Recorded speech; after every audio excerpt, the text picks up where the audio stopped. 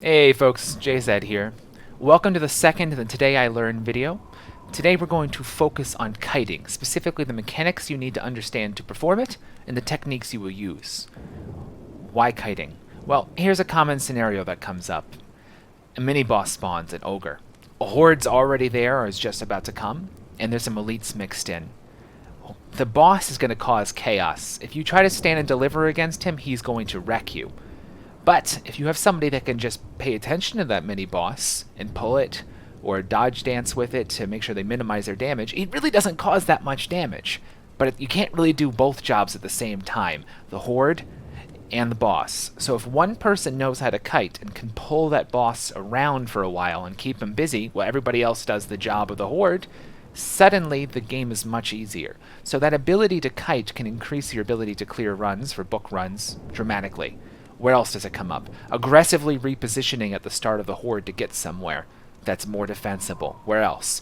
A lot of elites are alive, and there's so many elites, and they have so many overheads coming your way and such that you can't possibly stand and deliver in a phalanx way. You don't have enough control. You gotta spread out. You gotta take advantage and you gotta spread out. What else comes up? Clutch reviving. You gotta get into an area, get to them. You gotta just shake all the elites that are coming at you and give yourself just enough space to pull off a cool revive. Okay, these types of things come up in, a significant number of games. I say the boss one comes up every game, and the other ones come up at least every other game. It's going to increase your ability to play book runs, and if you learn these skills, it'll increase your ability to play more ridiculous challenges as you get deeper and deeper into Vermintide. So enough on the reason to do this. Let's talk about what you need to know. First of all, this video presupposes that you watch the movement mechanics and skills video, the first in the series. This video will be followed by a video that talks deeply about combat mechanics. I'm going to do just a couple little bits about it here, but if you want a deeper primer on that, jump forward and come back to this. It doesn't have to be watched in strict order. Alright, so what do you need to know? Let's use the creature spawner to show some things about the attack types. Here is a standing attack. If I try to plus back against this guy, boom! Do you see how much distance he covered right there? That's a standing attack. Let's just try to walk away. Come on, come on, come on. Boom. He caught us. How did he catch us? He has a running attack. A running attack is what that first thing we saw, where he starts closing the distance. Come on, come on. Look, he got a burst of move speed. He closed the distance and hit us. Running attacks are the bane of kiting. So basically all of our abilities, all the tactics we use here are going to be around running attack. What else do you need to know? Some stuff about stamina. When you're holding block, your stamina, even if you get block, continues to regenerate. What else? If you're running around and get hit, watch what happens to my move speed. This is called hit slow. It slows your move speed by 50% for one whole second. If you get hit again, anytime in that second, it slows that move speed again by 50% down to a cap of 0.2. It always takes 1 second to go back to 1. So getting hit over and over and over again chain slows you until you just get bashed into the ground. But remember, dodge ignores that. Dodge ignores move speed modifiers. What else do you need to know? Pushing. If I push this dude, good. I've controlled him. I've opened myself up. Nice. I've got lots of room to move. Look, my stamina doesn't regen for a while after I push. That's important to know. What else is important to know? Let's say I have enough enemies beating on me at the same time that they hit me faster than my stamina can regen. Look, my block got shattered. And it gives me a slight stagger. And more importantly, I don't know if you noticed that, but what happens is your block gets shattered, you have zero stamina left, and you get hit again, it opens you up. So if you're running away and you've used all of your pushes and they're not regenerating because it takes a while to start regenerating after you push, what's going to happen is you're going to get hit again. So let's say you have a Mauler, the big axe dude chasing you, and a little Fanatic, one of these dudes, and you had 0 shields. If the Fanatic hits you first, it's going to open you up, and then the Mauler may finish his running attack a second later and smack you for 100 damage and insta-kill you, right? So you have to be very careful when you're at 0 stamina and what you choose to block. By the way, the parry trait's way underrated. I use it on almost every weapon for these reasons. What else do we need to know? One other quick note about pushing. and blocking is it's directional. If you go back in the inventory, you'll see a little pie chart next to every weapon with a little sliver. The sliver is the effective block area and the effective push area. Outside of that, it pushes for less. The stagger is smaller, and it costs twice as much to block. So if you have to block something, if you can turn towards it for a little bit, it'll take less stamina. Okay, so what are the implications of all of this? If you get surrounded, even if you hold block, you're going to get mauled to death.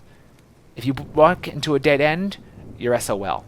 But if you look at the mechanics and the techniques from today and you learn them, as long as you don't get forced up against a wall by a million things, you're not going to die. So one more important note before we begin. Remember we talked about the running attack. It gets triggered by running away. Sometimes it's important to do some kind of careful jump or something and you're being chased by a number of maulers and warriors and such. Okay, if you're about to do that, what you need to do is you need to slow down for a second, bait standing attacks. So you're running away, you're running away, you're running away, you're running away, you're running away. And you have to do something important up here. Wait, move towards them, and then you can move. You can do the same thing with mini-bosses. What else? Oh, one more note on the same thing. If you get too close to maulers, these dudes, and storm vermin, look what they do. If you get close to them and they're not already attacking, you'll initiate a push. Why does that matter? If you're in a tight area, it's going to hurt. You could get pushed into something you don't want to, like a cliff, 1. And 2, when they push you, it forces your block down. So you can get pushed by one mauler, and another mauler will smack you with his running attack, and you are doomed. So you got to be very careful if you have to kite around a mauler or something. Sometimes it's worth getting close to them and pausing for half a second to let them start initiating an attack so they won't push, or to try to hit them with a ranged weapon, or your melee weapon is to get close such that they don't have an opportunity to initiate with a push. Alright, horde incoming. Let's put our new knowledge to work. Remember, dodge regenerates faster than anything else, so will you use that resource as much as possible, followed by block, followed by attack, followed by push, and we will hug the walls, because if we try to stay in the open ground, they will outspeed us. Another quick note, they are slow to climb and slow to drop, so we will try to use those resources as much as possible. Use that to our advantage. So here's a little drop down right up here. Let's see if we can get to it. Look how much space we have now. Here's a little jump we can do. Now this is off of a medium dodger. If I had a fast dodger, this would be even easier. When I'm under duress, I'm using chain block, or chain dodge plus block, to protect myself in the little vulnerability windows in between. Again, rushing this little corner, rushing this little wall. Notice my stamina continues to regenerate as long as I only take a few hits. So long as I don't put myself in a scenario to get surrounded, I'm quite safe. Let's see what else we can do. I'm using chain dodge and a dodge jump to refresh my dodge count. Efficient dodge count of 3 on this medium dodger of distance 1, flail. Here's a little climb. Let's see what they do. They split. I will jump on little obstacles to be able to get over things and to give myself some space. Alright, let's go up here this time. Ooh, didn't quite expect to take a hit there. That's okay. Here's a nice drop down. Look how much space we get. Look how much space we get. Look how much space we get. We're in trouble here. Just barely. Okay, we'll use a dodge jump to go on ladder. Lots and lots of space. Lots of space. Look how slow the climb is. Giving myself lots of space and time. There's a very limited amount of space they can get to me here due to the slot system. More on that later. Nice drop down. Tons of room. Could have killed, easily sniped a special there. Here's another one. Exploiting drop downs. Exploiting jumps. There's no pathing for them to come up here. They will be able to just hit you there, though, so it's not perfectly safe. Here's another little drop down over here. I think you guys get the idea. Hug the wall, chain dodge with block to cover, exploit drop downs. Ooh, okay. Right there was death. I got surrounded. I want to point out a couple other little things before we move on. I'll spawn a boss in a moment. I want to show you something called waterfalling. So waterfalling, as they're in their climb animation, they're all going to come down in basically the same spot because they only can move down, up and down, and spots that the developers have hard-coded. So what happens if you happen to be in one of those positions as they're all coming down? They will all gain collision as they hit the ground, and you will be SOL. And remember, this is not even a high dodger we're pulling this off on, and this is not really using mobility skills. So there's a climb spot right here. What happens if we stand right here? I can't move at all, guys. I'm doomed. I'm just doomed. I'm just doomed. Don't stand where they climb. So let's grab a Chaos Spawn. They got a Horde coming as well. And show how one, even with a not so effective and not that efficient dodging weapon, could hold on to the aggro of the most dangerous and most aggressive of the mini-bosses. So my whole team, maybe it was over there taking care of things. And with good kiting, I'll be able to do this so efficiently, I'll even have space to kill specials. I had two choices there. I could have gone ladder, I could have gone up. I'm making basically a figure 8. Now, just by running away, I'm going to bait the mini-boss into running attacks. So he just finished a running talk, I'll make him do a standing attack, and now I'll go down. He's going to finish his standing attack, then I'll come down. Oh, forgot to reload. I'll come on the next side. It's okay. So we'll dodge, jump up. Lots and lots of space. Make sure he starts climbing, and then go down. And I didn't even need to use that ult, but we did. Look how much space I have. Bait a shot. He's going to walk all the way around because there's no climb there. Let's bait. Now they'll be baited.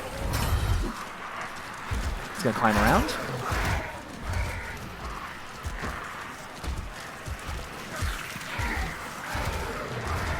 Okay. So I think you guys get the idea. Look how much space I'm making with these simple moves. Now, obviously, this is geometry dependent. If I didn't have all these nice drop-down places, I'd be forced to do the following. Flat land kiting is the worst. So that's why you got to get more clever over time, finding little obstacles to do stuff with. Even that little bit gives me a half a second. All right, 3 more little tricks that I use all the time. So the first thing is we already talked about dodge jumping, right? So let's say you're being tracked by some enemies, and you want to get up onto this because it's going to allow you to kite. Remember how I said you don't want to just walk up to it and try to jump. You want to hit it at the apex of the jump. Sure, but even then, you're risking getting hit because in order to jump at full speed, you have to release block. When you do so, you might get hit, and if you get hit, you're going to get slowed, and then you're going to miss your jump, and then you're in a lot of trouble. But if you dodge into your jump, you're not going to have that period of vulnerability. So a dodge jump is the best way to get onto an obstacle. Dodge, jump. Oop, not like that. Okay, what else? If your weapon allows a mobile weapon, it's designed to let you use on the fly, you can jump, turn, and fire without losing any speed or maneuverability. So you can use it all the time. Like, let's say you're using a handgun, you need to get shot off, you do a drop down like this, pull it up in midair, and shoot. You can use it on beam staff, bolt staff, handgun, longbow, blah, blah, blah, blah, blah. What else? One other quick note on mini-bosses. So just like with normal rats, you can bait standing attacks by running at them, which is the key to ogre kiting, right? So let's say you're kiting and you need some space, run at them, bait the standing attack, and then do the difficult procedure. Because look, this is where it really comes up. If you try to corner too aggressively, he's going to hit you through the wall. He can hit you through the wall. And another note on cornering, if you have to corner against these types of guys or maulers or something like that, take it nice and wide. Alright, so let's show off what we've learned, put it together as a proof of concept. So this setup we have right now, crossbow and flail on Zealot, it's actually a really solid combo. There's real reasons to bring this combo, and it's completely possible that when using this combo, it may be the case that you need to get a clutch revive off, or you need to go kite an ogre for a little bit to make space for your team. So learning how to kite with things other than elf that has invisible and dash and all sorts of ridiculous advantages in dodging, or a super high dodge weapon, opens up all sorts of tactical options. So what are we doing here? We're using our dodge as much as possible, using block where we can't use dodge, and we're using push and attack where we absolutely have to make space. As long as it's open and it's rather wide, we keep to the side of the wall and we just kind of push through and we're perfectly fine. When it gets nice and narrow, that's where we're going to have problems. We're going to be glad that we have that dash. We use a little duck, dodge, jump there to get popped over that wall. Notice I knew I was going to get hit at the end there, so I did a little clutch block. Little clutch block there just in case too. Now, chain dodge for this weapon as a low dodger, a medium low dodger, is much slower than just running, so we're using just dodge jump as much as possible to avoid running attacks and get some speed before we get surrounded by all those ambience. Okay, there we go. That's one of the tough parts of the map right there, done. We're going to go ahead and intentionally go towards the top of this hill to use a drop down for space, as always. Now I'm under panic now, so I'm forced to use chain dodge with block to minimize incoming damage. But I've yet to get hit in that whole mess. Okay, we can deal with an ogre, that's fine. Now we got pushed away a little bit. We decided to use a dash there to avoid getting pinned. We probably would have been fine, but it would have been a little risky. Dodge jump, dodge jumping to gain space. Okay, now we're in trouble. Jumping over things for a little bit of space.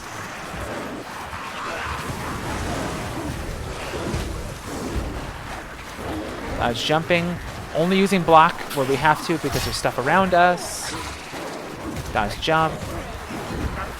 I'm gonna dodge jump onto this. Ooh, that was close, huh? Alright. Just run for as long as we can. We got a lot of space because of that climb up and drop down. Okay, gotta start blocking. Chain dodge jump when it's under a little bit of pressure. I start the event. Okay, went a little tighter than I needed to. We'll dodge jump on here to gain some space.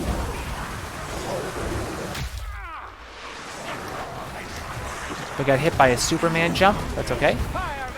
Oh, Jesus. Come on, come on. That sucked. Had to waste our resources. The key has such a small pickup radius. It's so silly. But okay, no problem. Hopefully we can go just wide enough to be okay here. Turns out Ogre's a little bit of a friend there. He's shoving stuff in front of us, so we have to be just fast enough. Okay, so now we see some blue stuff. I'll use my purple stuff to make space.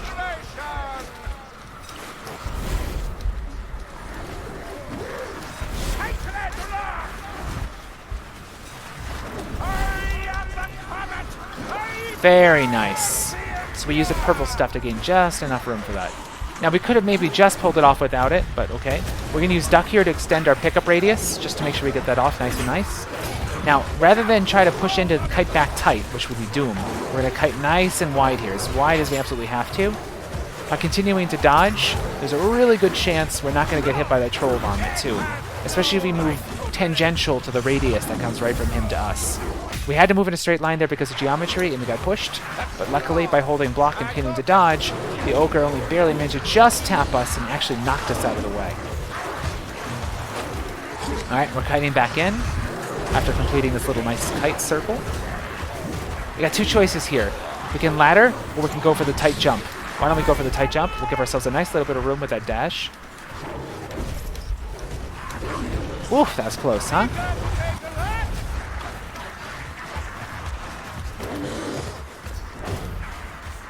Always dodge off of drop downs, don't just walk, they can hit you. So we get a little bit of room here because he has to climb twice. See? I hear him getting close. Let's jump. I heard him leaping through the air. If I don't hit block there, I take a whole bunch of damage in his power leap. Staying up as long as possible to force him to climb. If I didn't do that, he probably wouldn't have climbed.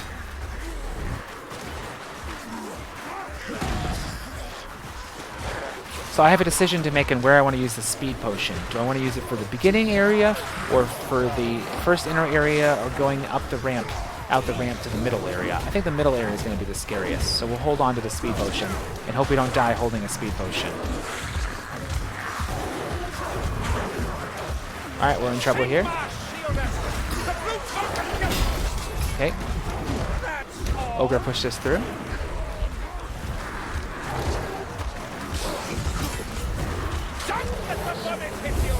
Just barely tapped it. That's so unfortunate. I really want to get a heal. Nice. Let him finish his running attack. Hit this to get him to move out. Get him out of the doorway. Okay, excellent. Hold a moment while I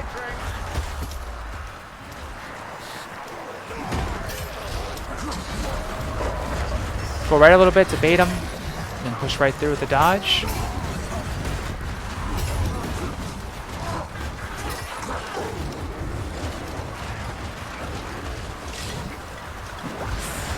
Don't dodge. If I dodge, I don't get the benefits. That's so unfortunate. There's so much I can't get benefit. Woo! Didn't get nearly as much benefit of that as I wanted.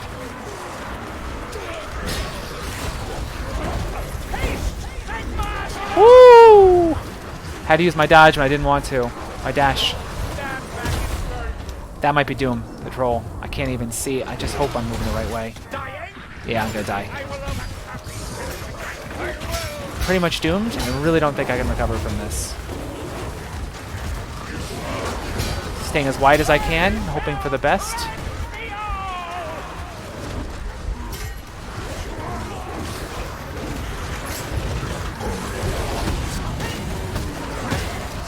Ah, so close. Not gonna make it though. Please don't push me over. Shoot.